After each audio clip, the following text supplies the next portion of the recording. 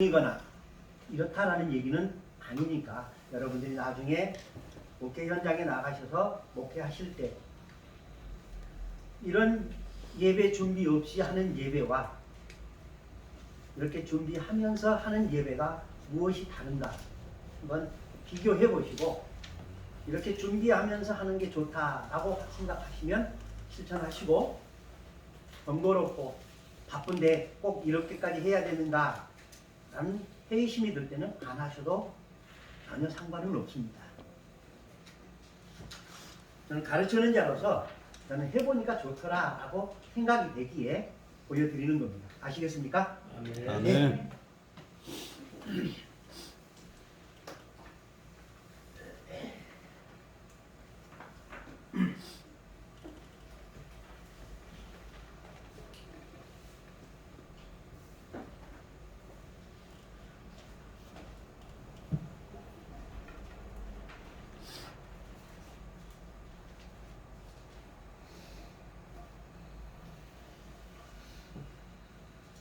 저는 이렇게 주일날 예배 드릴 때 성경과 찬송이 필요가 없습니다.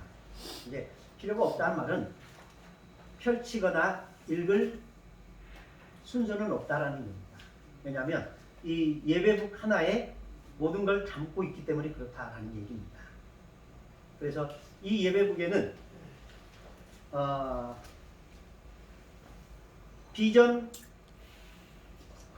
찬송가부터 시작해서 이 예배 순서에 들어가 있는 모든 것이 다 문자로 되어 있습니다. 찬송가도 삽입되어 있고요. 교동문, 참회의 기도, 참회의 선언, 찬송가, 성경 봉독. 여기에 성경 봉독은 복음서만 제껴 있습니다. 왜냐하면 제가 읽는 건 복음서뿐이니까. 그리고 설교문, 그리고 설교 끝나고 나면 하는 결단의 찬송, 결단의 기도, 주기도문, 그 다음에 성찬 찬송, 대감사 기도, 성찬 찬송, 재정의 말씀과 축성 기도, 신앙 고백, 성찬 분배, 치유의 기도, 참회의 기도, 예물 봉헌 찬송, 파송의 찬송, 파송의 말씀, 그리고 축도, 여기까지 다 들어가 있습니다. 여기에 포함되어 있지 않은 기도가 딱 두 개 있습니다. 하나는 설교 후 기도. 이건 준비를 안 했습니다. 오늘만 아는 게 아니라 여태까지 한 번도 안 해왔습니다. 그래서 그거는 어떤 날은 하고 어떤 날은 안 하게 되더라고요. 그래서 준비를 안 했고, 또 하나 기도가 준비되지 않은 것이 예물 축복 기도입니다. 이거는 그때그때 은혜 주시는 대로 합니다. 그래서 이 두 가지 기도만 빼고 나머지 모든 것은 문서로 매 주일마다 작성이 되고 저장이 됩니다. 그래서 그때는 어떻게 기도했는가를 확인해 볼 수 있고요.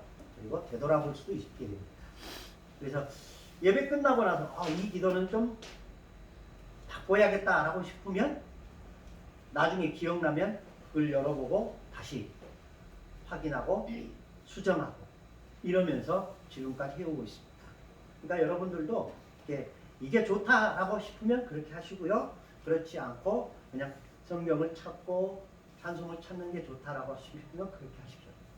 근데 일부 예배를 저희가 7시에 예배를 드리는데 성찬 예배를 안 하는데도 꼭 1시간 걸려요. 근데 2부 예배는 성찬 예배 하는데도 1시간 15분 걸려요. 한 10분 정도 차이가 납니다. 그 차이가 뭐냐면 예배 순서를 소개하는 차이입니다. 다음은 찬송가 몇 장 하겠습니다. 다음은 기도하겠습니다. 다음은 성경 봉독 어디 읽겠습니다. 이런 시간이 한 10분 정도 잡아먹어요. 이게 굉장히 큰 시간입니다. 그래서 그런 시간을 축소하는데 좀 줄이는데 군더더기를 빼는데 필요하다 싶어서 그렇게 하는 겁니다. 그래서 오늘도 예배할 때 여러분들은 이 순서들을 보고 그대로 하시면 됩니다. 대신 집중하셔야 놓치지 않는다라는 말씀을 드립니다. 자칫 딴 생각하면 딴 사람은 하는데 나는 침묵하는 경우가 있습니다. 그런 실수가 없기를 바라면서 오늘 예배 시작하겠습니다. 여기 찬송가는 그냥 숫자 누르면 되는 겁니까? 예. 네? 켜져 있어. 켜져 있습니다. 이거 켜야 소리 나나요? 이거 안 켜면 소리 안 나요? 화면이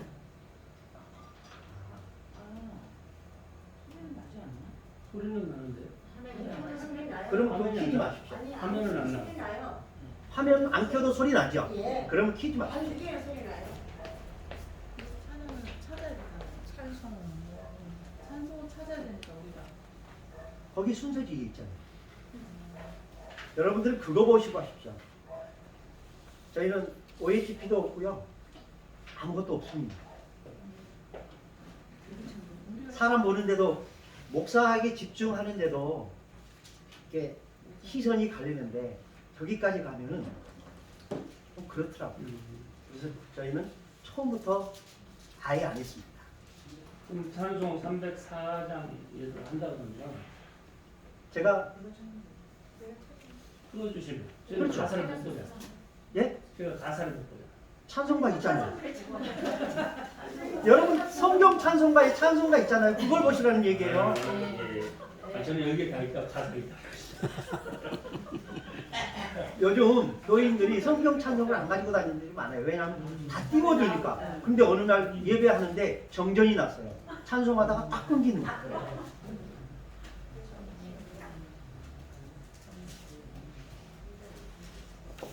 그건 불상사잖아요. 그렇죠? 왜 좋은 성경 찬송이 있는데 안 보시는 거예요?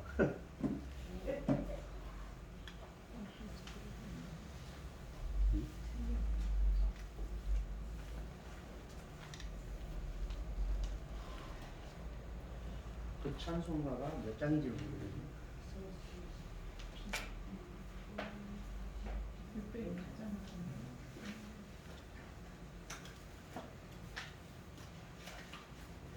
옛날 찬송가 혹시 갖고 계신 분 계시나요?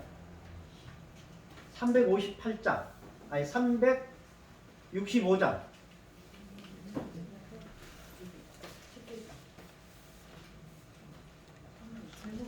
제목을 알고 있는 지금 그것도 생각이 안 나네. 365장. 제목이 어떻게 시작되나요? 마음속에 근심 있는 사람. 그거 새 찬송가예요. 옛날 게 아니고 검색하면 돼.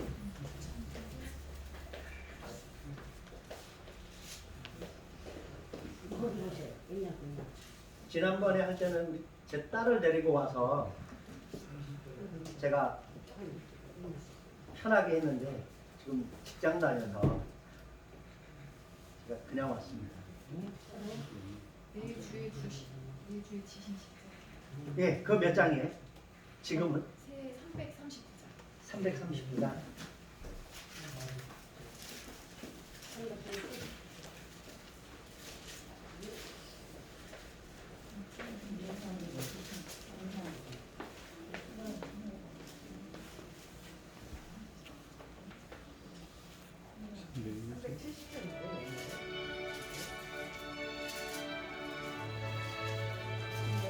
이거 아닌데?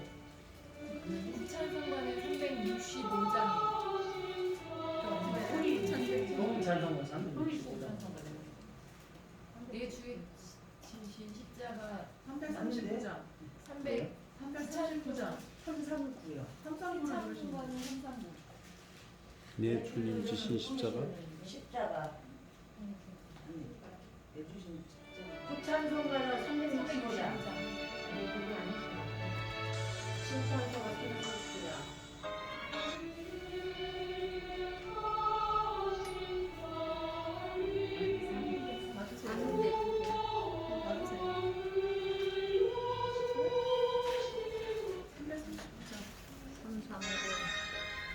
내 주님 지신 십자가는 예. 3,539장. 상상구. 그럼 21세기를 틀지 말고 그 위에 찬송가 들어보세요. 새 찬송을 21세기 새 찬송가거든요. 전도사님, 21세기를 틀지 말고 그 위에 찬송가 하나 또 나온 게 있어요. 21세기 링거 위에. 어떻게 이걸 그래서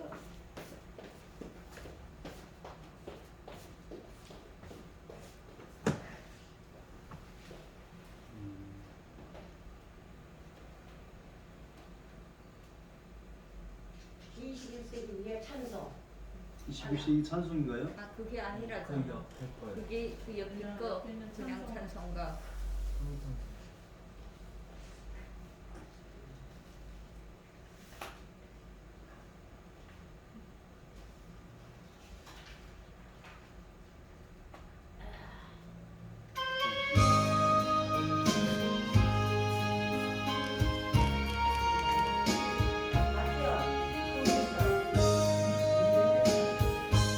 365.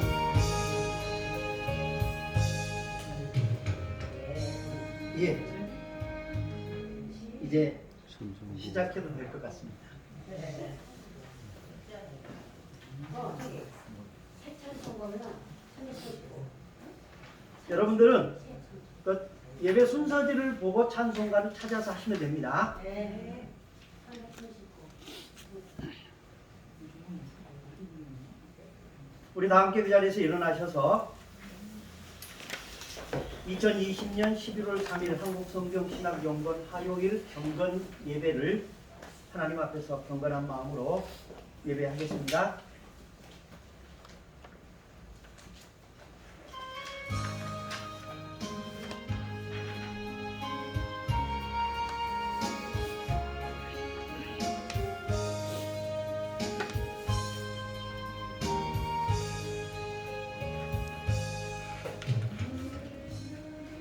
오직 나는 주의 풍성한 사랑을 힘입어 주의 집에 들어가 주를 경외함으로 성전을 향하여 예배하리이다.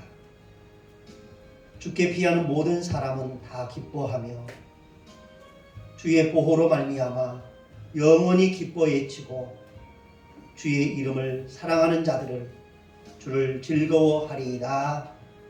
아멘. 아멘. 만복의 근원이 되시는 하나님, 광야의 백성들을 불기둥과 구름기둥으로 인도하여 주신 것과 같이 우리를 지켜주시고 사랑하여 주시니 감사를 드립니다. 광야를 지날 때에 엘림을 허락하셨듯이 험한 세월을 살아가는 저희들에게 주의를 주셔서 평안과 기쁨과 안식을 누리게 하시니 이 또한 감사를 드립니다. 주님께서 부르셨기에 이곳에 올 수 있었으며 주님께서 허락하셨기에 이 거룩한 예배의 자리에 설 수 있게 되었나이다. 지금까지 우리를 인도하신 주님께서 오늘 예배하는 저희들 가운데 임재하시어 다시 한번 성령의 능력으로 이끌어 주시어 하나님이 기뻐하시는 신령과 진정으로 드리는 예배가 되게 신이 인도해 주시옵소서. 아멘. 우리의 구세주이신 주 예수님의 이름으로 기원하옵나이다. 아멘. 아멘.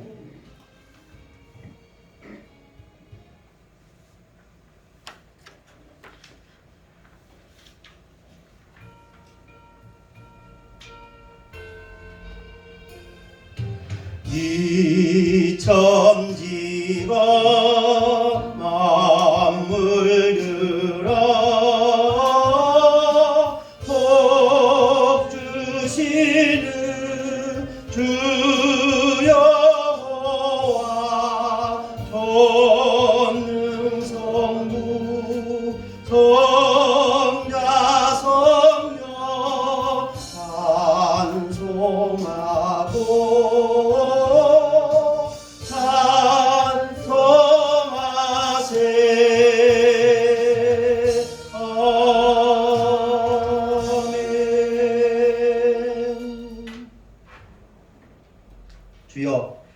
주는 대대에 우리의 거처가 되셨나이다.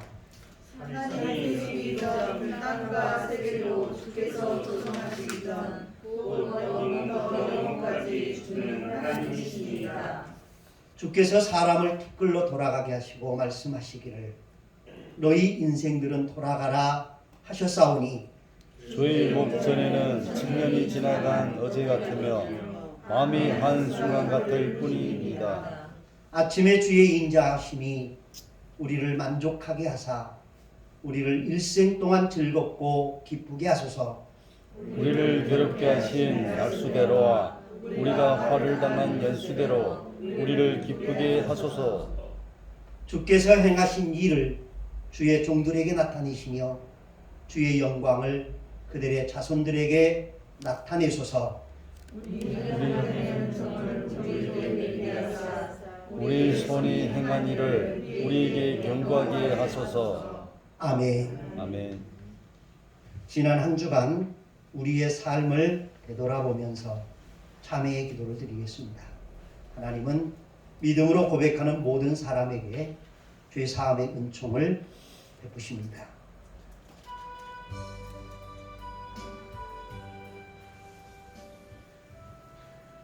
우리를 인도하시는 주님, 목자 되신 주님께서 예탁에 우리의 이름을 부르며 품어주실 때에도 저희들은 그 사랑을 간섭으로 여겨 딴 길로 다녔습니다. 목자의 음성은 멀리하면서도 우리의 생명을 빼앗으러 온 절도요 강도요 노략자인 사탄과 세상의 음성에는 귀를 민감하게 기울였습니다. 그래서 세상의 쾌락과 물질을 쫓으며 헛된 육신의 욕망을 추구하며 살았습니다. 그러다가 저희들이 이와 같이 인생의 방향을 잃고 몸과 마음은 병들고 지치게 되었습니다. 이 모든 것이 우리의 완고한 마음과 어리석음 때문임을 고백하며 회개합니다. 선한 목자이신 주님, 길을 잃은 양과 같이 두려워 떨고 있는 저희들을 굽어 살피시고 이 모든 죄에서 우리를 구원하사 바른 길, 생명의 길로 나아가게 하여 주시옵소서. 이제는 겸손한 마음으로 주님의 긍휼을 기다리며 하나님과 자신만이 아는 은밀한 모든 죄를 십자가 밑에 내려놓고 묵묵히 참회의 기도를 계속합니다.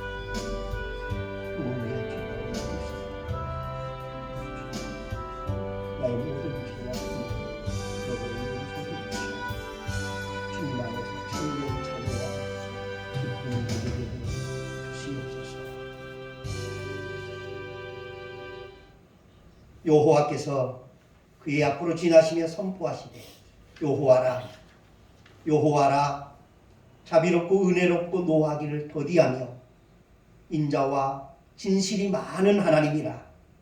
인자를 천대까지 베풀며 악과 과실과 죄를 용서하시리라.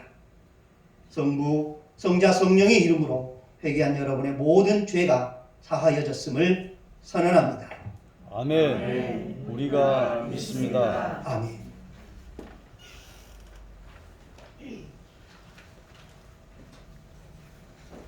자리에 앉으십시오.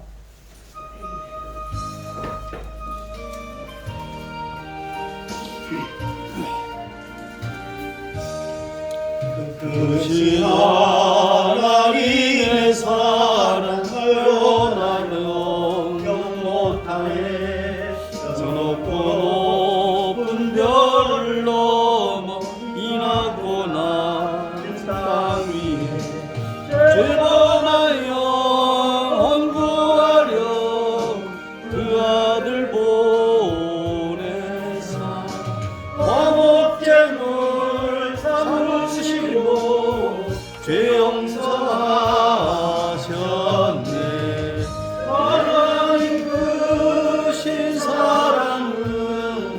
청량가 못하네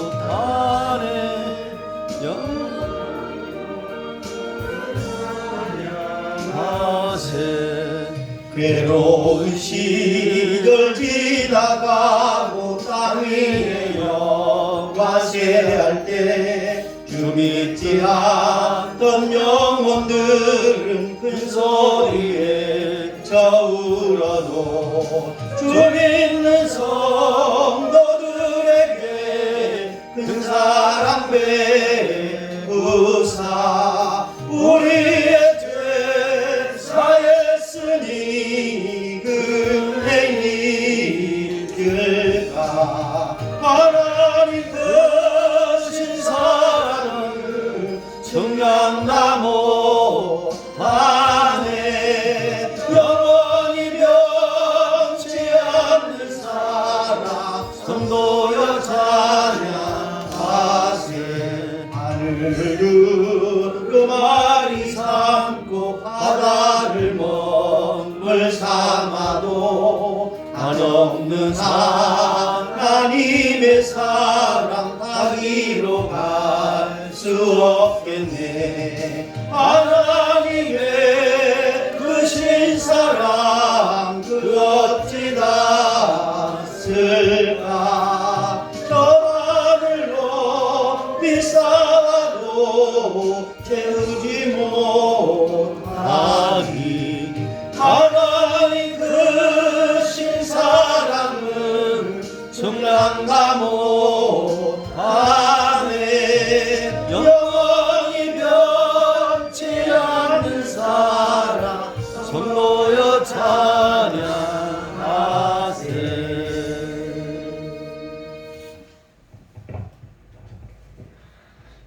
영광과 찬송을 받으시기 합당하신 하나님, 오곡이 열매 맺는 10월을 은혜 가운데 잘 보내고 감사의 달인 11월에 첫 경건의 시간을 맞아 예배합니다.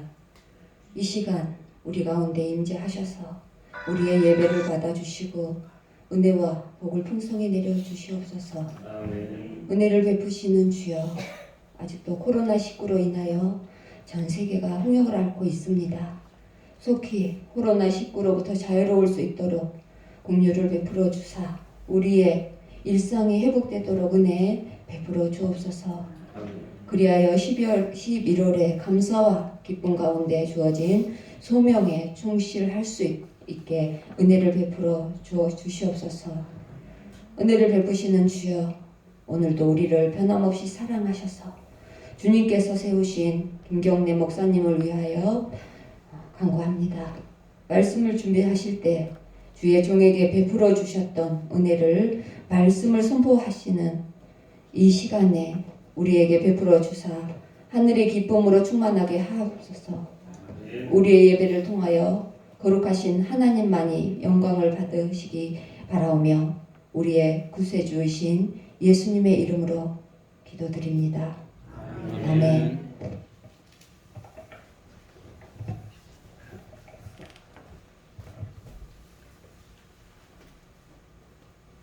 말씀과 증언의 시간입니다. 기도드리겠습니다. 말씀을 조명하여 주사 깨닫게 하시는 성령 하나님, 이 시간 우리에게 주신 생명의 말씀을 읽고자 하나이다. 주의 말씀을 읽을 때 읽는 자와 듣는 자 사이에서 역사하사 말씀을 읽는 자와 듣는 자가 하나 되게 하옵소서. 그리고 말씀을 통하여 하나님의 섭리와 비밀을 깨달을 수 있도록 은혜를 더하여 주시옵소서. 우리의 구주이신 예수 그리스도의 이름으로 기도합니다. 아멘.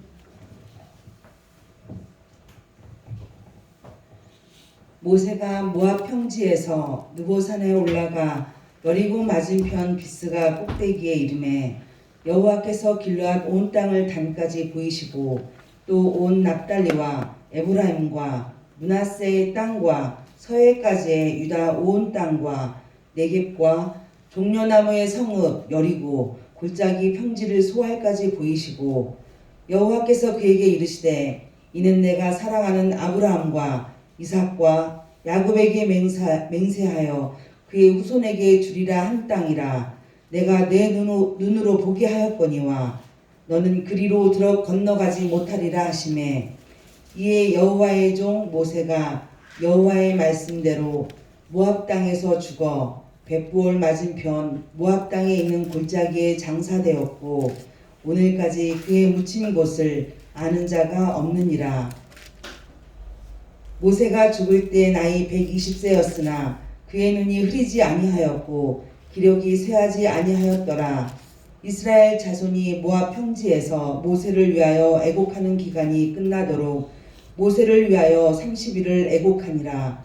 모세가 눈의 아들 여호수아에게 안수하였으므로 그에게 지혜의 영이 충만하니 이스라엘 자손이 여호와께서 모세에게 명령하신 대로 여호수아의 말을 순종하였더라. 그 후에는 이스라엘에 모세와 같은 선지자가 일어나지 못하였나니 모세는 여호와께서 대면하여 아시던 자요 여호와께서 그를 애굽 땅에 보내사 바로와 그의 모든 신하와 그의 온 땅의 모든 이적과 기사와 모든 큰 권능과 위엄을 행하게 하심에 온 이스라엘의 목전에서 그것을 행한 자이더라. 형제들아 우리가 너희 가운데 들어간 것이 헛되지 않은 줄을 너희가 친히 아나니 너희가 아는 바와 같이 우리가 먼저 빌립보에서 고난과 능욕을 당하였으나 우리 하나님을 힘입어 많은 싸움 중에 하나님의 복음을 너희에게 전하였노라. 우리의 권면은 간사함이나 부정에서 난 것이 아니요 속임수로 하는 것도 아니라 오직 하나님께 옳게 여기심을 입어 복음을 위탁받았으니 우리가 이와 같이 말함은 사람을 기쁘게 하려 함이 아니요 오직 우리 마음을 감찰하시는 하나님을 기쁘게 하려 함이라. 너희도 알거니와 우리가 아무 때에도 아첨하는 말이나 탐심의 탈을 쓰지 아니한 것을 하나님이 증언하시느니라. 또한 우리는 너희에게서든지 다른 이에게서든지 사람에게서는 영광을 구하지 아니하였노라. 우리는 그리스도의 사도로서 마땅히 권위를 주장할 수 있으나 도리어 너희 가운데에서 유순한 자가 되어 유모가 자기 자녀를 기름과 같이 하였으니 우리가 이같이 너희를 사모하여 하나님의 복음뿐 아니라 우리의 목숨까지도 너희에게 주기를 기뻐함은 너희가 우리의 사랑하는 자 됨이라.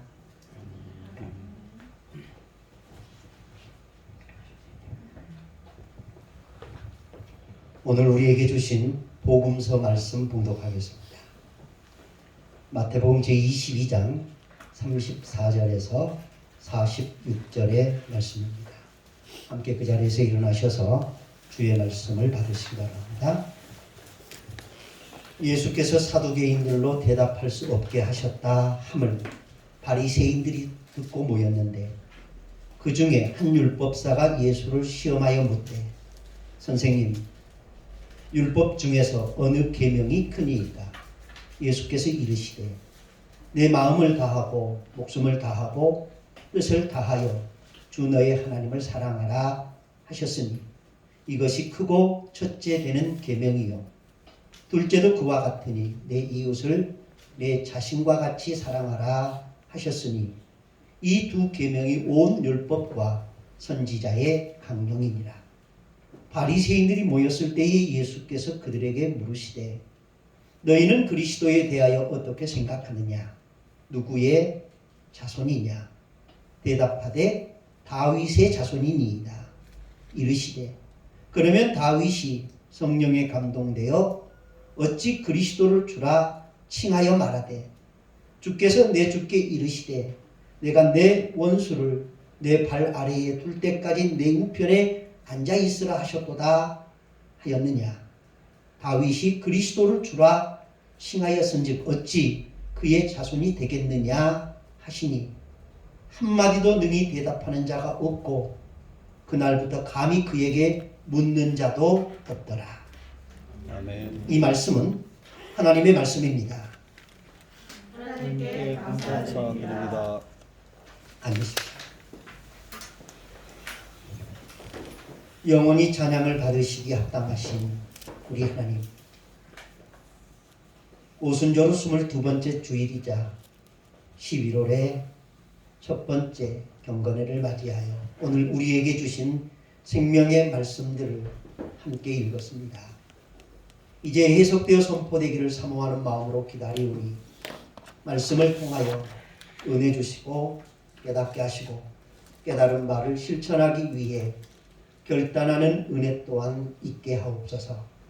이 시간에도 부족한 종을 말씀의 도구로 사용하시기 위하여 거룩한 단에 세워주셨사오니 주님의 강하신 팔로 붙들어 주셔서 주님의 거룩한 뜻만 온전하게 드러내게 하옵소서.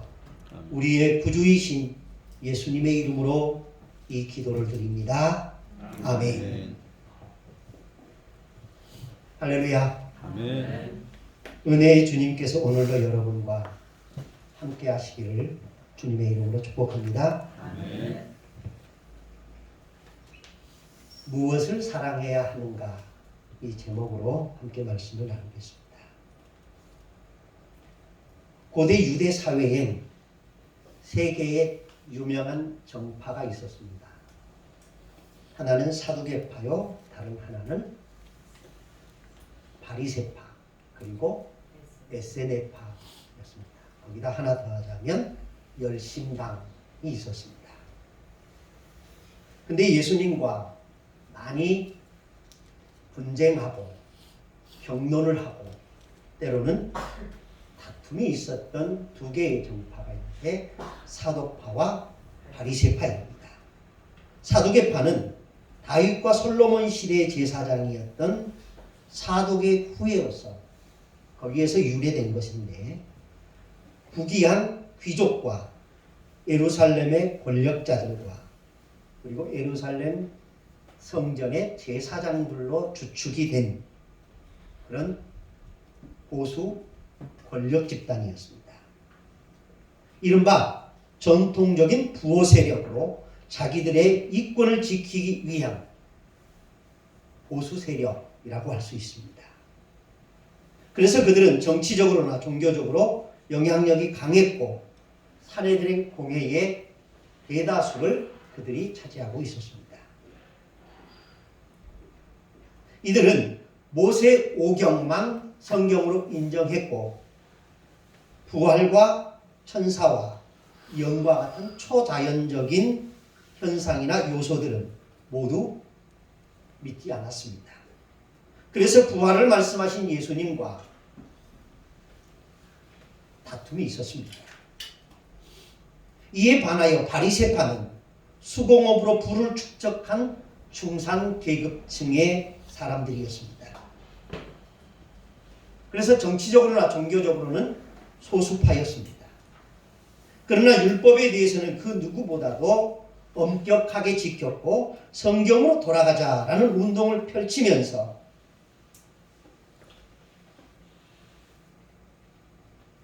정치적으로나 경제적으로 부귀한 사람들보다는 중소층의 유대인들로 중심이 되어 있었고 예루살렘 성전의 제사장들보다는 사이드에 밀려난 제사장들이 바로 바리새파에 많이 있었습니다.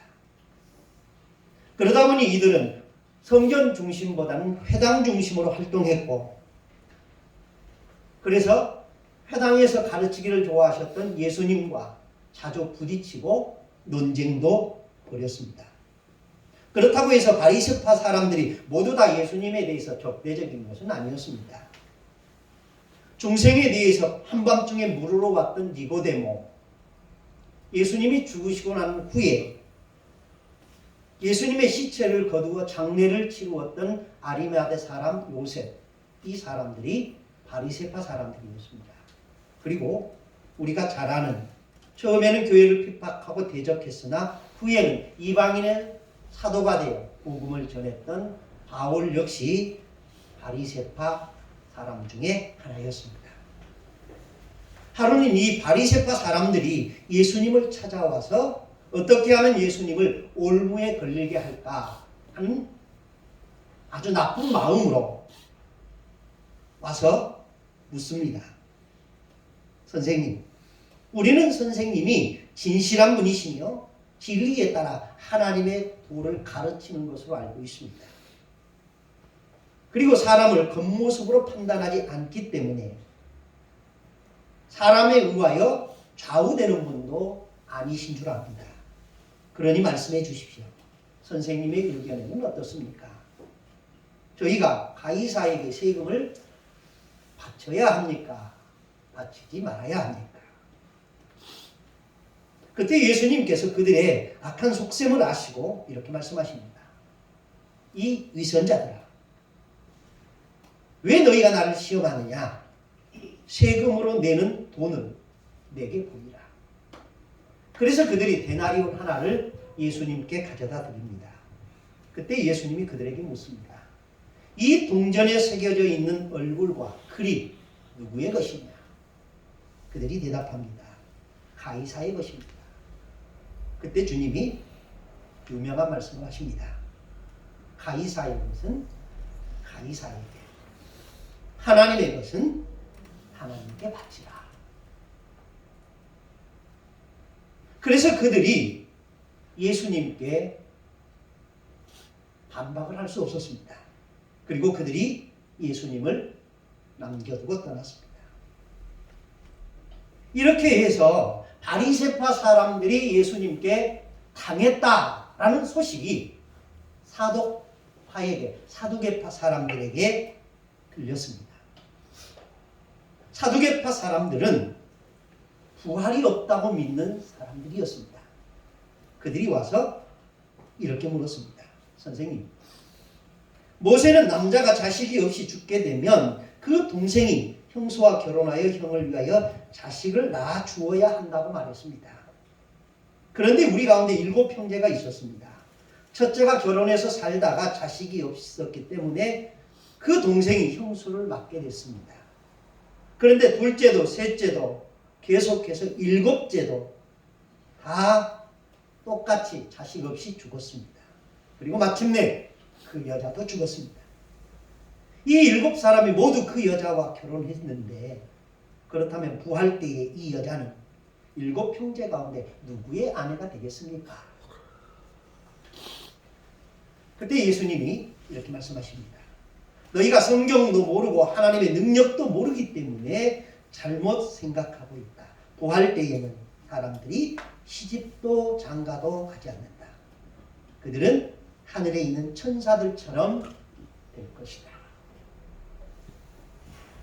이 말씀을 듣고 예수님의 가르침에 사람들이 놀랐다라고 했습니다. 그리고 그 소문이 다시 바리새파 사람들에게 들렸습니다. 그래서 바리새파 사람들이 함께 모였습니다. 그리고 그들 가운데 율법 교사 한 사람이 예수님을 시험하려고 이렇게 질문을 합니다. 선생님, 율법 가운데 어느 계명이 가장 크고 가장 중요합니까?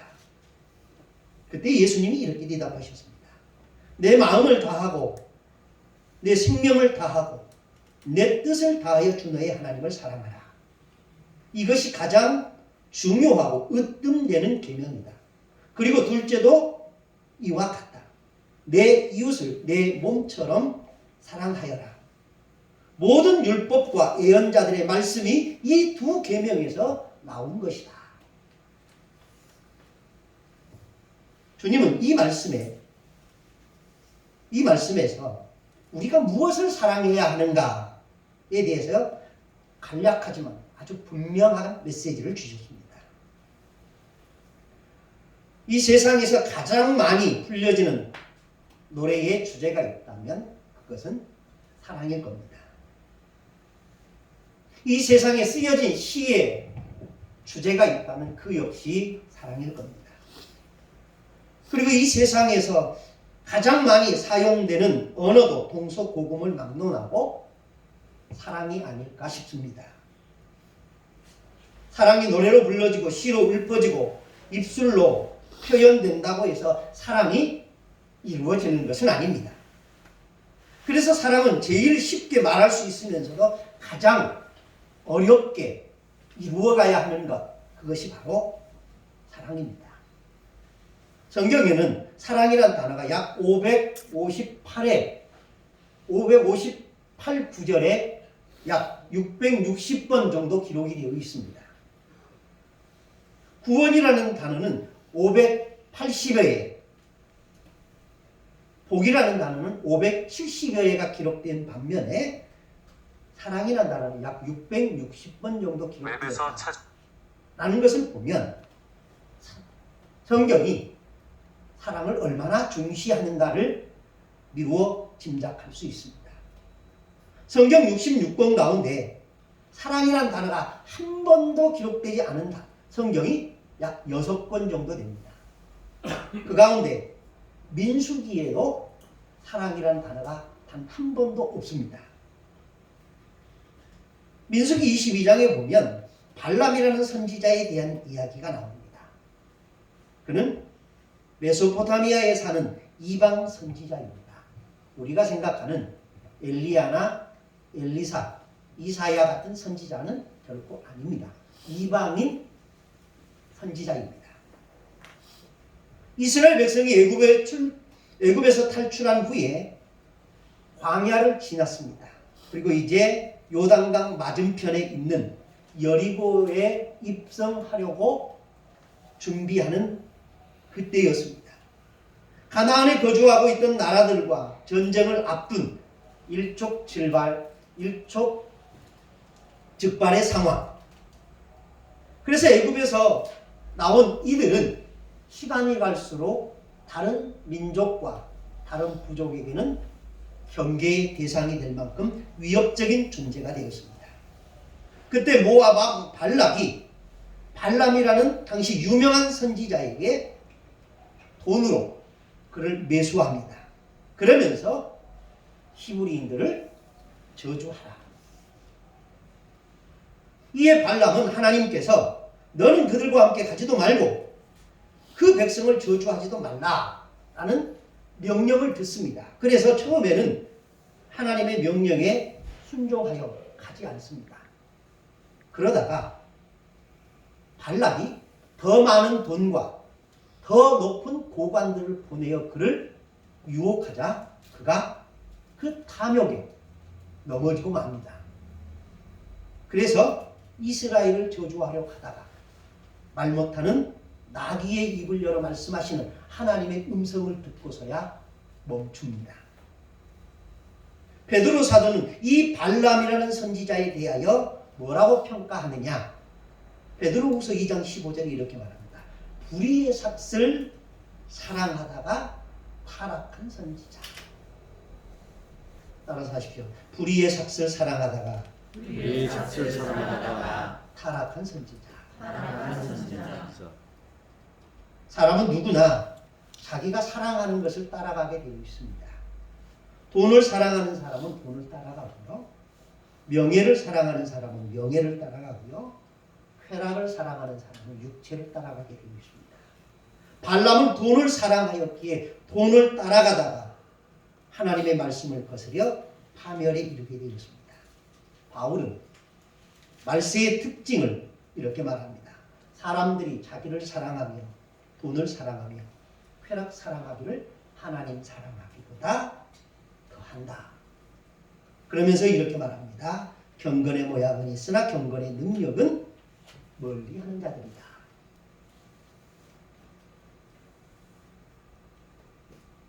그리고 발람을 불의의 삭슬을 사랑하다가 타락한 선지자였다고 평가했던 베드로는 이렇게 권면합니다. 만물의 마지막이 가까이 왔으니 그러므로 너희는 정신을 차리고 근신하여 기도하라.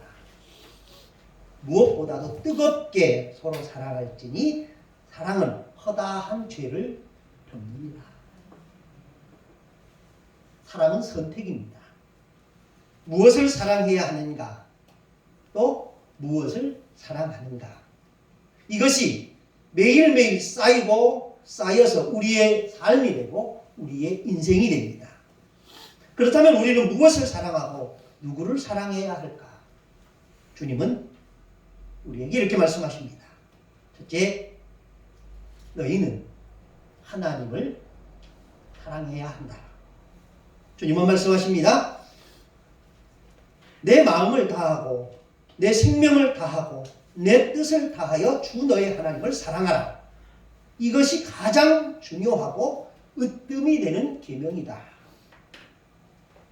이 말씀에서 우리가 주의하여 볼 것이 있습니다. 하나님을 사랑하되 세 가지에 대하여 다하라 라는 표현을 쓰고 있습니다. 이것은 다하라는 것은 부탁이 아니라 명령입니다. 선택이 아니라 필수다 라는 의미입니다.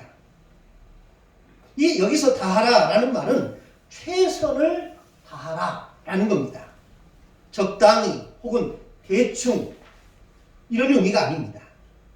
그럼 무엇을 최선을 다해서 사랑해야 하는가? 주님은 이렇게 말씀하십니다. 먼저 하나님을 사랑하되 내 마음을 다하여 하나님을 사랑하라 하고 있습니다.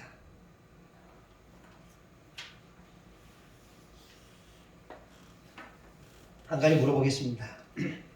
행동이 중요할까요? 마음이 중요할까요?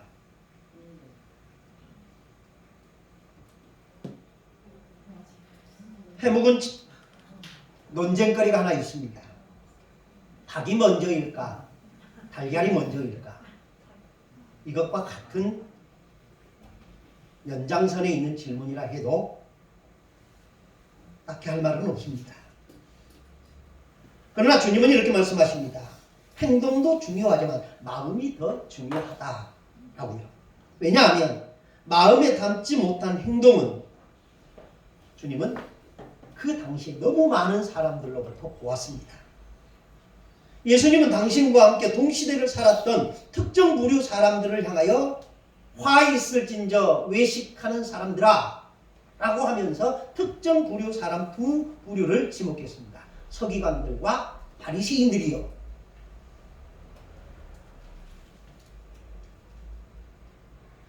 그들은 율법을 행함으로 자기의 의를 주장을 했습니다.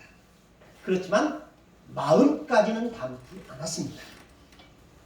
그래서 하나님이 보실 때는 마음은 딴 데가 있으면서 몸만 행동하는 그런 모습이었습니다. 그래서 하나님은 그들을 보시면서 가증하다라고 했습니다.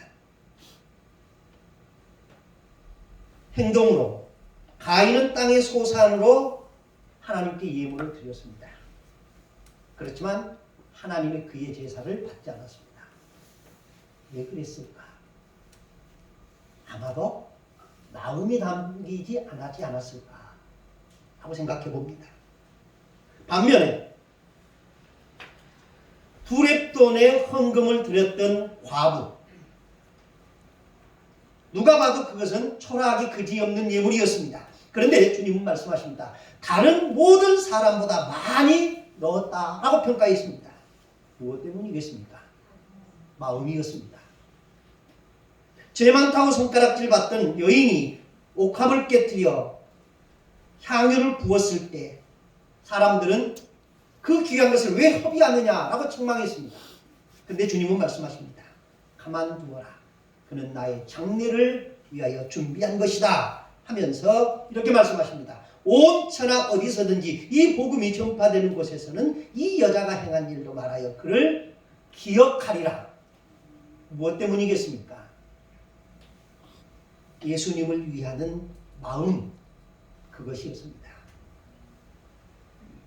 그들은 행동 이전에 마음을 들였습니다. 사랑하는 여러분, 주님을 사랑하시되 마음을 다하여 주님을 사랑할 수 있기를 바랍니다.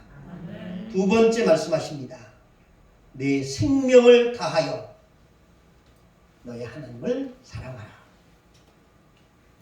우리가 소유하고 있는 것 가운데 오직 하나밖에 없는 게 있습니다. 모든 사람들에게 동일하고 평균되게 하나 되는 것이 있습니다. 그것이 바로 목숨, 즉 생명입니다.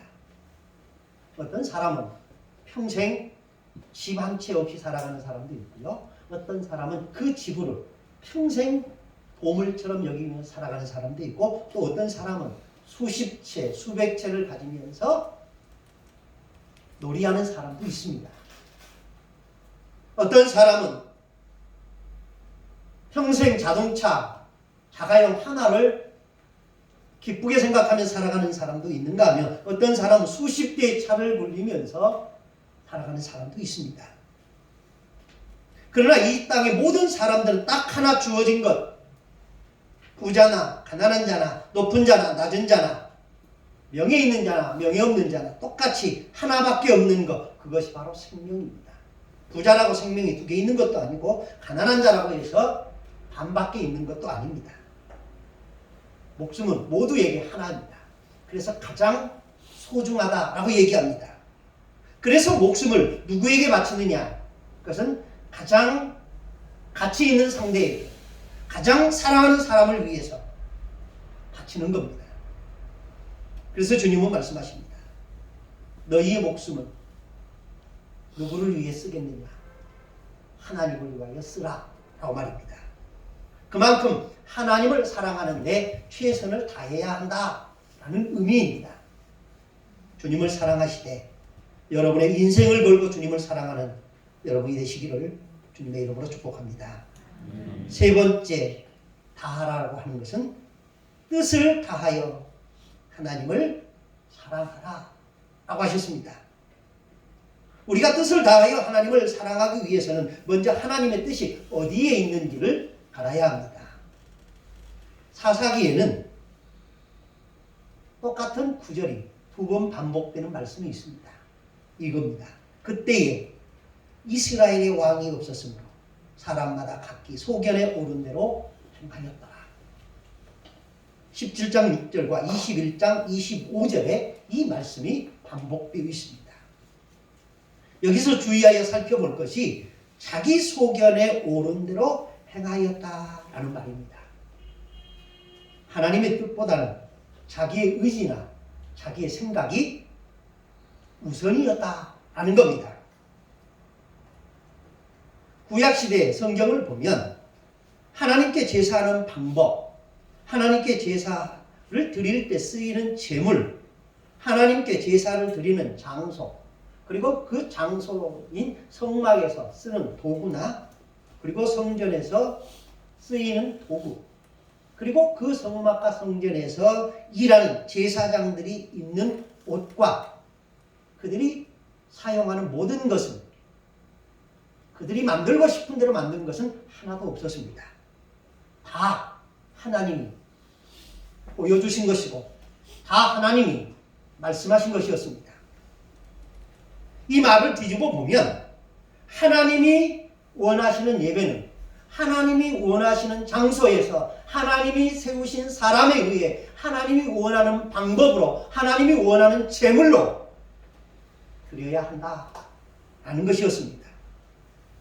하나님이 원하시는 방법으로 하나님을 섬기지 않는다면 그것은 하나님께서 받지 않으시는 예배가 됩니다. 그러니까 하나님을 바르게 섬기기 위해서는 하나님의 뜻이 어디 있는지를 알아야 합니다. 예배 중에 우리의 생각은 그리 중요하지 않습니다. 중요한 것은 하나님의 생각이고 하나님의 뜻입니다. 그러므로 하나님을 사랑하고 하나님을 섬기되 하나님이 원하시는 방법으로 섬기고 사랑하는 여러분이 되시길 바랍니다. 그것이 바로 뜻을 다하여 하나님을 사랑하는 방법이기 때문입니다. 또 주님은 말씀하셨습니다. 내 이웃을 내 자신처럼 사랑하라. 이것이 율법이요 선지자의 강령이다 라고 했습니다. 내 이웃을 내 자신과 같이 사랑하라. 여러분에게 묻겠습니다. 정말 여러분은 여러분 자신처럼 여러분 몸을 아끼는 것처럼 다른 사람을 그렇게 사랑할 수 있습니까? 이건 불가능합니다. 어느 누가 그럴 수 있겠습니까? 그런데 주님은 말씀하십니다. 내 이웃을 내 자신과 같이 사랑하라. 주님이 말씀하셨다면 분명 방법이 있다는 얘기일 겁니다. 그렇다면 우리는 구체적으로 이 명령을 어떻게 실천할 수 있을까? 아주 간단한 방법이 하나 있습니다. 그것은 역지사지하는 겁니다. 내가 상대편의 입장에서 생각하는 겁니다. 내가 상대편과 처지를 바꾸어서 생각하면 이웃을 사랑하는 것이 어떤 것인가를 쉽게 알 수 있다라는 겁니다. 예수님이 말씀하신 산상수훈의 핵심이 무엇인 줄 아십니까? 소위 황금률이라는 말씀이 있습니다. 이것을 아시는 분은 제가 선물을 드리겠습니다. 산상수훈의 황금률이라고 하는 말씀. 7장 12절. 어떤 말씀입니까? 내가 받고자 하는 대로 예. 남에게 대접받고자 하는 대로 너희도 남을 대접하라. 선물을 드리겠습니다. 무슨 선물을 줄지 모르겠습니다. 요거지. 아멘. 감사합니다. 무엇이든지 남에게 대접을 받고자 하는 대로 너희도 남을 대접하라. 이 말씀은 다른 사람이 자신에게 시키기를 원하지 않는 일은 너희도 다른 사람에게 시키지 말라 라는 뜻입니다. 다른 사람이 자기에게 해주기를 원하는 것을 너희도 다른 사람에게 하라 라는 겁니다. 다른 사람이 너희를 용서하기를 원한다면 너희도 다른 사람을 용서하라 라는 겁니다. 칭찬받고 싶으냐? 칭찬하라 라는 겁니다. 다른 사람에게 사랑받기를 원하면 먼저 다른 사람을 사랑하라 라는 겁니다. 다른 사람이 나를 불쌍히 여기기를 원한다면 다른 사람을 불쌍히 여겨라 라는 말입니다. 이것이 바로 정확하게 다른 사람을 내 몸처럼 사랑하는 겁니다. 우리가 이것을 황금률이라고 말하고 이 말씀에 순종하는 것이 내 몸처럼 이웃을 사랑하는 방법입니다. 제가 이렇게 힘주어서 내 이웃을 내 몸같이 사랑하는 방법이 남에게 대접받고자 하는 대로 너희도 남을 대접하라, 역지사지하라 라고 하는 이렇게 이 말과 동등하게 해서 해석하는 이유가 있습니다. 근거가 있습니다. 그것은 무엇이냐? 마태복음 22장 39절 내 이웃을 내 몸처럼 사랑하라 라고 하신 이 말씀과 마태복음 7장 12절 무엇이든지 남에게 대접을 받고자 하는 대로 너희도 남을 대접하라 라고 하신 이 말씀에 공통점이 있습니다. 그것은 이 말씀 다음에 오는 내용이 같다라는 겁니다. 내 이웃을 내 몸처럼 사랑하라 라는 그 말씀 뒤에는 이것이 율법이요 선지자의 강령이다 라고 하셨고 무엇이든지 남에게 대접받고자 하는 대로 너희도 남을 대접하라 라고 하신 말씀 뒤에는 이것이 선지자요 율법이다 라고 말씀하셨습니다. 약간의 차이는 있지만 이 두 개의 말씀의 의미가 같다라는 겁니다. 그러니까 이웃 사랑의 참된 실천은 역지사지, 상대편의 입장에서 처지를 바꾸어 생각하면서 행동하면 그것이 바로 이웃을 내 몸처럼 사랑하는 실천의 방법이다라는 겁니다. 그러므로 무슨 말을 하거나 무슨 행동을 하거나 무슨 일을 행하기 전에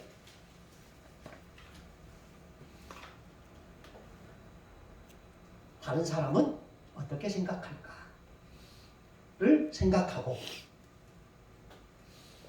행동하고 말하는 여러분이 되시기를 주님의 이름으로 축복합니다. 말씀을 정리하겠습니다. 지금은 사랑해야 할 때입니다. 누가 뭐래도 뜨겁게 사랑해야 할 때입니다. 무엇을 사랑해야 하는가? 하나님을 사랑하고 이웃을 사랑해야 할 때입니다. 우리가 하나님을 사랑할 때 우리가 하나님으로부터 사랑을 받고 우리가 이웃을 사랑하면 우리가 이웃으로부터 사랑을 받기 때문입니다. 그러므로 온 마음과 온 정성과 힘을 다하여 하나님을 사랑하는 것처럼 이웃을 사랑하면서 주의 뜻을 성취해가는 이 한 주간의 삶이 되시기를 주님의 이름으로 축원합니다. 우리 다 함께 그 자리에서 일어나셔서 결단의 찬송 드리겠습니다.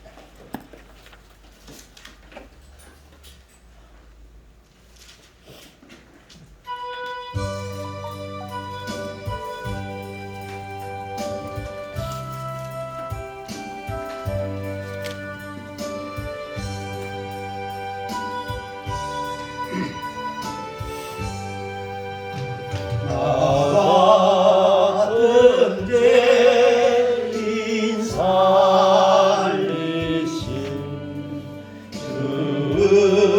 은혜 놀라워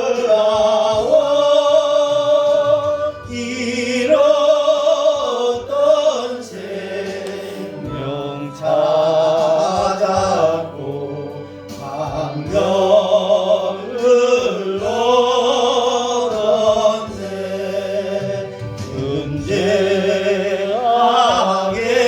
문제악에서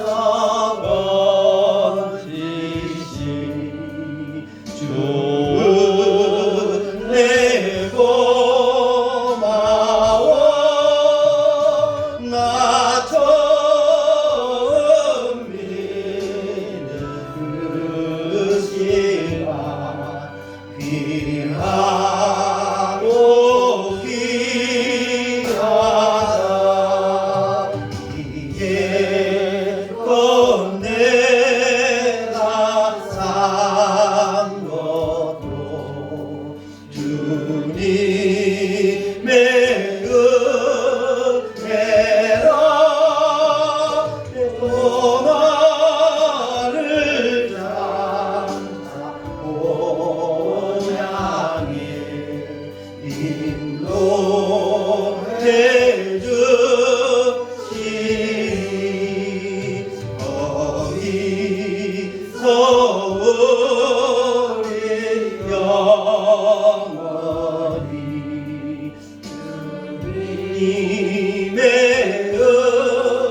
은혜로 배처럼 밝게 살면서 주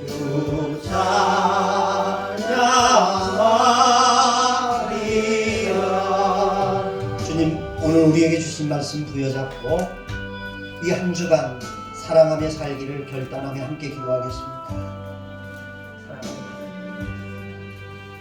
우리가 주의 말씀 하나님을 사랑하며 이웃 사랑하며 살아가기를 원합니다. 주여 우리와 함께 해주소서. 뜻을 다하고 힘을 다하고 목숨을 다하고 하나님을 사랑하는 것처럼 우리 이웃을 내 몸처럼 사랑하면서 주의 거룩한 뜻을 이루어가는 저희들을 위해서 축복하여 주시옵소서.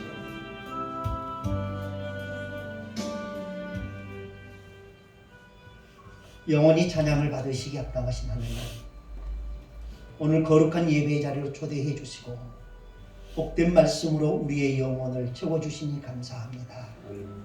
이 한 주간도 오늘 우리에게 주신 생명의 말씀을 부여잡고 나를 능하게 하신 하나님께 감사하며 믿음으로 살게 하여 주시옵소서. 저희들은 충성된 사람은 아니지만 충성된 사람으로 여겨주셔서 거룩하고 영광스러운 직분을 주셨으니 잘 감당할 수 있도록 풍성한 은혜와 사랑을 베풀어 주사 이 한 주간도 믿음으로 승리하는 교우들이 되도록 은혜 위에 은혜를 더하여 주시옵소서. 우리의 구세주이신 예수님의 이름으로 기도드립니다. 아멘. 주기도문으로 우리의 마음을 주님께 드리겠습니다. 하늘에 계신 우리 아버지, 아버지의 이름을 거룩하게 하시고 아버지의 나라가 오게 하시며 아버지의 뜻이 하늘에서와 같이 땅에서도 이루어지게 하소서.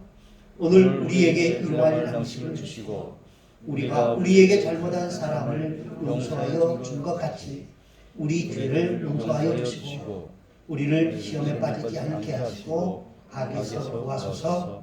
나라와 권세와 영광이 영원히 아버지의 것입니다. 아멘. 자리 앉으시기 바랍니다.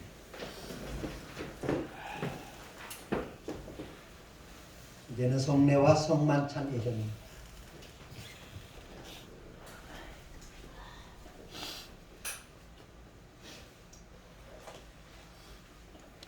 우리 주님이 제정하신 성찬의 자리로 여러분을 정중히 초대합니다.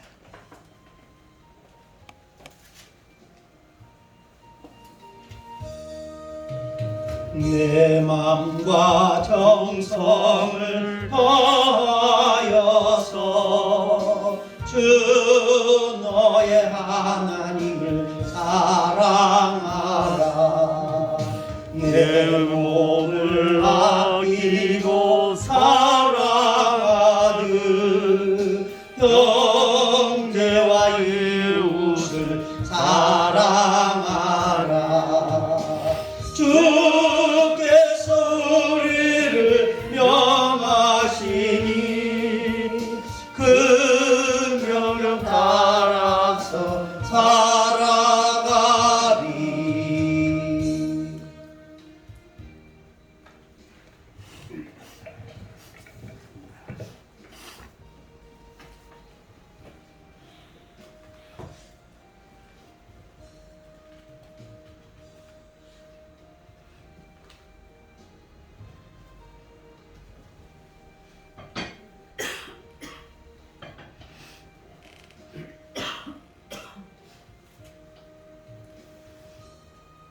기도드리겠습니다.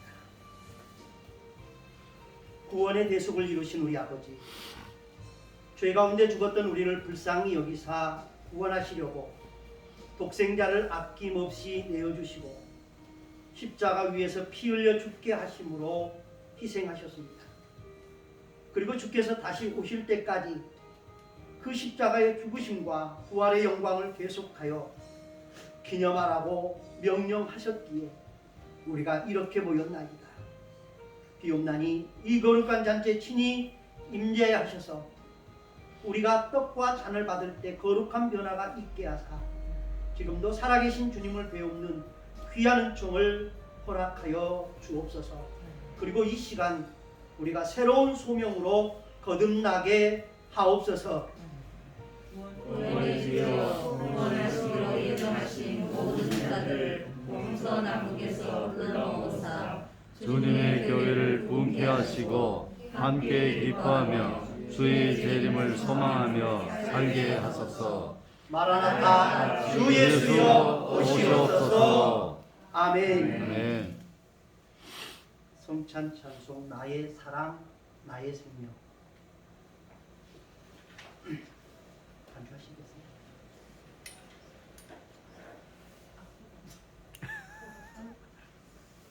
그러면 그냥 할까요? 네. 나의 사랑 나의 생명 나의 예수님 영원토록 정성 나의 영원토록 정성 나를 사랑합니다. 사랑합니다. 나의 힘 대신 여호와여 나의 힘 대신 여호와여 내가 사랑합니다. 영원토록 정성 다해 영원토록 정성 다해 사랑합니다.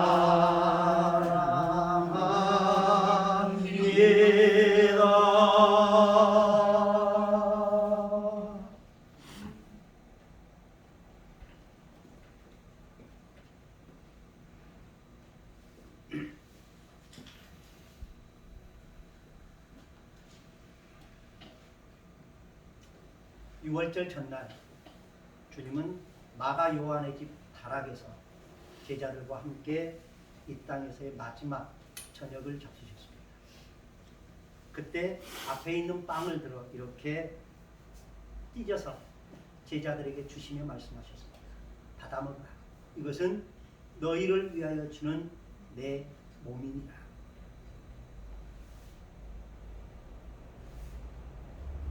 식후에 포도주를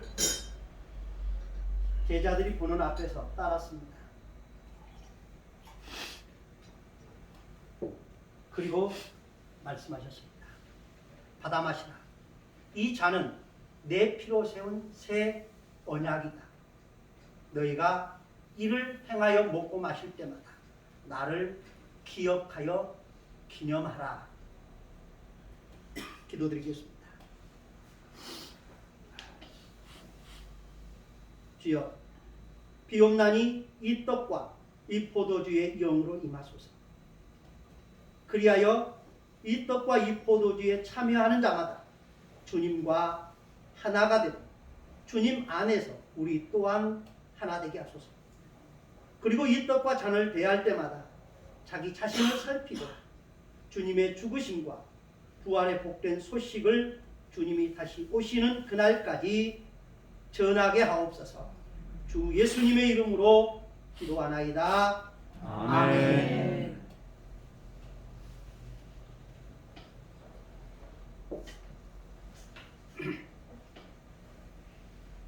사도신경으로 우리의 신앙을 고백드리겠습니다. 나는 전능하신 아버지 하나님 천지의 창조주를 믿습니다. 나는 그의 유일하신 아들 우리 우리 주 주 예수 예수 그리스도를 그리스도를 믿습니다. 믿습니다. 그는 성령으로 잉태되어 동정녀 마리아에게서 나시고 본디오 빌라도에게 고난을 받아 십자가에 못 박혀 죽으시고 장사된 지 사흘 만에 죽은 자 가운데서 다시 살아나셨으며 하늘에 오르시어 전능하신 아버지 하나님 우편에 앉아 계시다가 거기로부터 살아있는 자와 죽은 자를 심판하러 오십니다. 나는 성령을 믿으며 거룩한 공교회와 성도의 교제와 죄를 용서받는 것과 몸의 부활과 영생을 믿습니다. 아멘.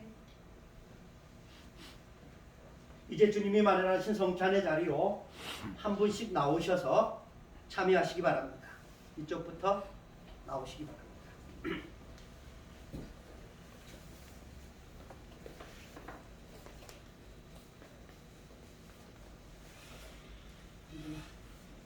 이쪽으로 나와서 줄을 서서 받으시면 됩니다. 받으실 때요, 손을 이렇게 하시면 됩니다. 이렇게 손을 하시면 됩니다. 흘리시는 것은 우리 주님의 흘리시는 것은 우리 주님의 보혈입니다. 이렇게 상기하시기 바랍니다. 흘리시는 것은 우리 주님의 보혈, 흘리시는 것은 우리 주님의 보혈.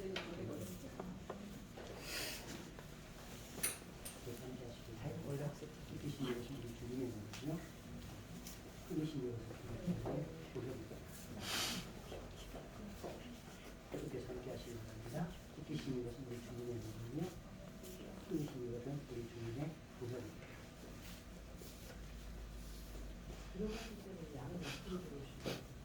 상기하시기 바랍니다. 흘리시는 것은 우리 주님의 보혈이요, 흘리시는 것은 우리 주님의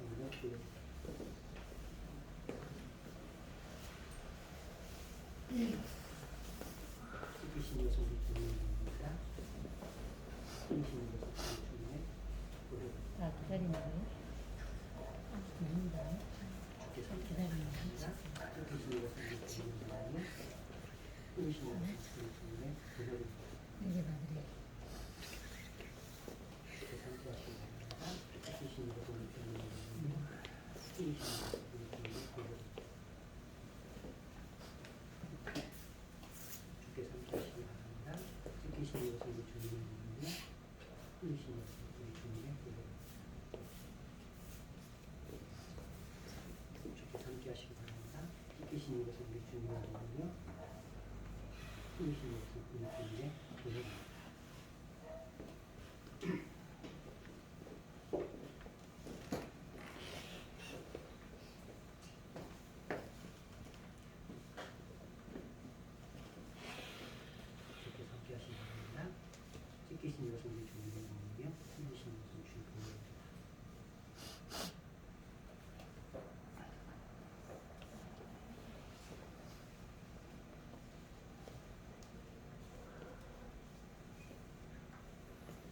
주님께서 함께 하십니다.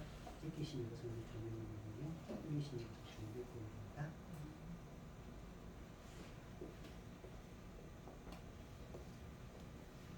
성령님 주께서 함께 하십니다. 깨끗이신 것은 우리 주님이며 흘리신 것은 주님의 보혈입니다.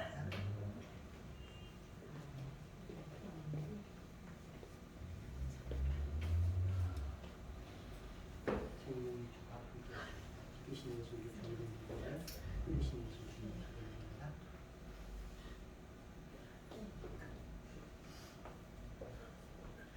성령의 분을 함께 하십니다. 깨끗이신 것은 우리 주님이며 흘리신 것은 주님의 보혈입니다.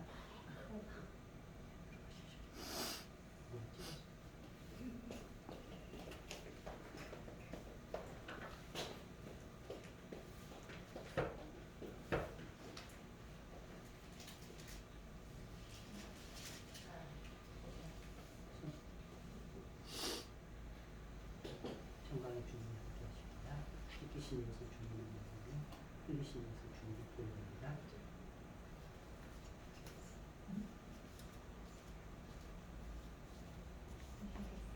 성령의 주님이 함께 하십니다. 깨끗이신 것은 주님의 몸이며 흘리신 것은 주님의 보혈입니다. 받지 못하신 분 있습니까? 해녀 한 번 더 받고 싶으신 분도 있습니까? 없으신 줄 알고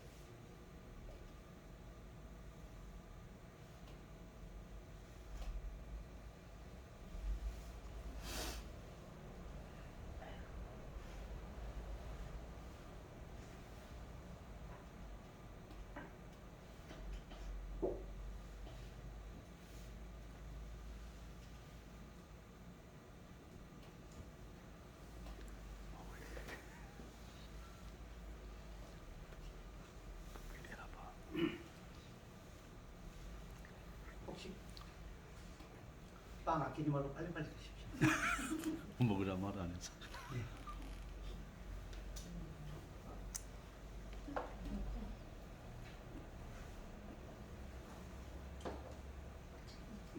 기도 받으실 분 있습니까?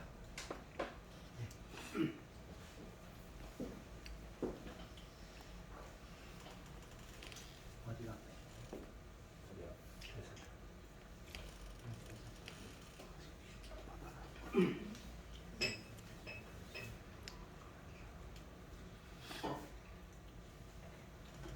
허리가 아프시고 대상포진으로 아프시답니다. 기도하겠습니다. 사랑하는 하나님, 아버지께서 지극히 사랑하는 아들이 원치 않는 육체의 질병으로 인하여 주의 만져주심을 바라보며 주님 앞에 나왔습니다. 주님은 야고보 장로를 통하여 말씀하셨습니다. 너희 중에 병든 자가 있느냐? 저는 교회 장로들을 청할 것이요 그들은 주의 이름으로 기름을 받으며 주의 이름으로 기도할지니라. 주께서 저를 일으키시리라 약속하셨사오니 이제 이 말씀을 부여잡고 종이 주의 이름으로 기름을 발랐습니다. 주의 이름으로 기도하였습니다. 사랑하는 아들을 치료하여 주셔서 하나님의 살아계심을, 말씀의 능력이 무엇임을 다시 한번 체험할 수 있도록 은혜의 은혜를 더하여 주시옵소서. 나사렛 예수 우리 구주 이름으로 명하노니 아픈 허리와 면역력이 떨어져 대상포진으로 와 있는 모든 육체의 세포와 근육과 관절과 뼈와 모든 것들은 하나님이 창조하신 그 모습 그대로 회복되어 하나님이 맡기신 모든 사명을 이루기에 부족함이 없도록 합력하여 선을 이룰지어다. 할렐루야. 하나님 사랑하는 아들을 어루만져 주셔서 하나님의 영광을 보게 하시고 그 힘으로 전국 방방곡곡에 복음을 전하는 사역자의 삶을 살아가도록 은혜의 은혜를 더하여 주시옵소서.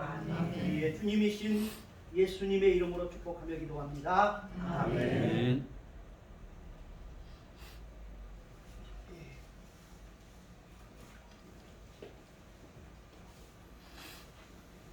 그럼 성찬 후 기도를 드리겠습니다.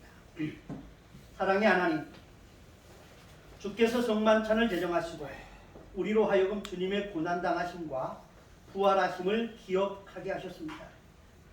비옵나니 이 거룩한 성례전을 통하여 우리를 향하신 하나님의 사랑을 깨닫게 하셨사오니 이제는 우리가 하나님을 더욱 공경함으로 구원의 열매를 삶 가운데 풍성히 맺게 하옵소서. 우리의 구세주이신 예수 그리스도의 이름으로 기도드립니다. 아멘.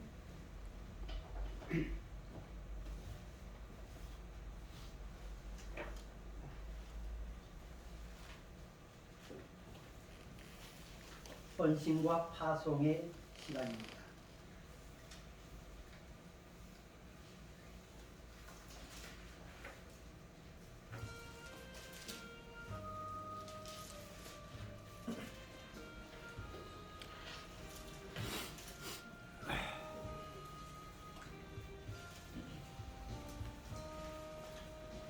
겸손히 주를 섬길 때 괴로운 이 마음으나 구주여 내게 힘주사 잘 감당하게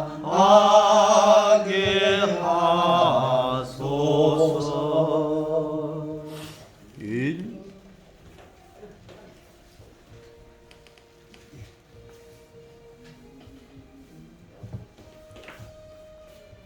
기도하겠습니다. 영원 무궁하도록 찬송과 경배를 받으시기 합당하시고 또 합당하신 우리 하나님, 여기 사랑하는 주의 백성들이 주의 은혜에 감사하여 작지만 과부의 마음으로 이 예물 주님께 봉헌합니다. 주여, 주께 드렸사오니 주님 받으시고 아벨의 예물처럼 기억된 바 되는 예물 되게 인쳐주시고 축복하여 주시옵소서. 그리하여 육체가 강건하여 주의 뜻을 이룰 수 있도록 은혜 주시고 손이 수고한 대로 먹을 것이 있도록 물질의 복을 주시고 자녀가 잘되고 부모가 강건함으로 근심 없게 하여 주시옵소서. 오늘도 하나님의 은혜에 감사하며 드리는 이 예물마다 하나님이 기억해 주시기를 바라오며 우리의 주님이신 예수님의 이름으로 축복하며 기도합니다. 아멘.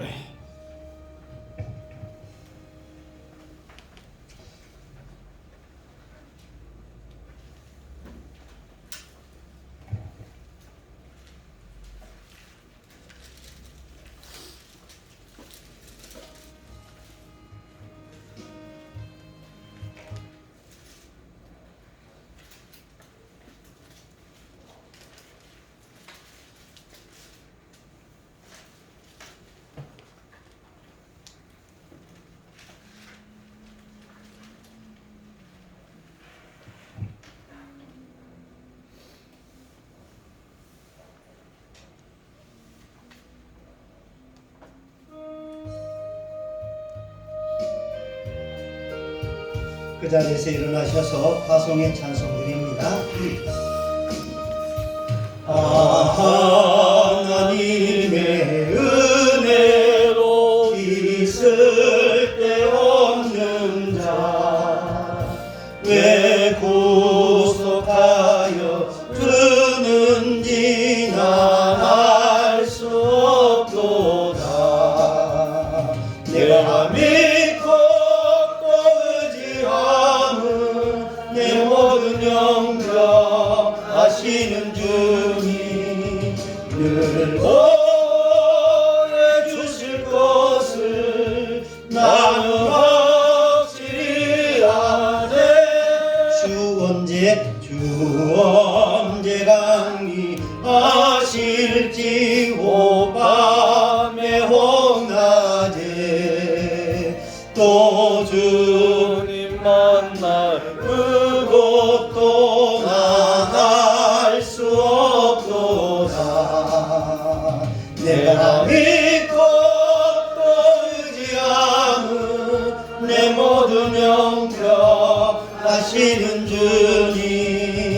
늘 보내주실 것을 나는 확실히 아네.